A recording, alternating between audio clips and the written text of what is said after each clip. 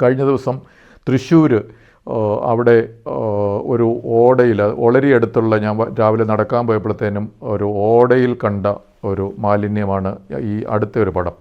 അപ്പോൾ മാലിന്യ സംസ്കരണം നടക്കുന്നുണ്ടെങ്കിൽ ലോകമാതൃകയാണെങ്കിൽ ഇതാണ് ലോകമാതൃക. ഈ ഓടയിലൊക്കെ ഈ മാലിന്യം കിടക്കുന്നതാണോ ലോകമാതൃക ഈ പിണറായി വിജയൻ കഴിഞ്ഞ 10 വർഷം കൊണ്ട് നേടിത്തന്നത്. അതുപോലെ തൃശ്ശൂർ തന്നെ വേറൊരു സ്ഥലത്ത് കുറേയധികം ആളുകൾ വൈകുന്നേരമൊക്കെ നടക്കാനൊക്കെ വരുന്ന ഒരു സ്ഥലത്ത്, തൃശ്ശൂർ മണ്ണുത്തിക്ക് പോകുന്ന വഴിയിൽ അവിടെ കണ്ട മാലിന്യമാണ് ഈ ഒരു പടം. അപ്പോൾ ഇതൊക്കെ ഈ ആഴ്ചയിൽ നടന്ന കാര്യങ്ങളാണ്.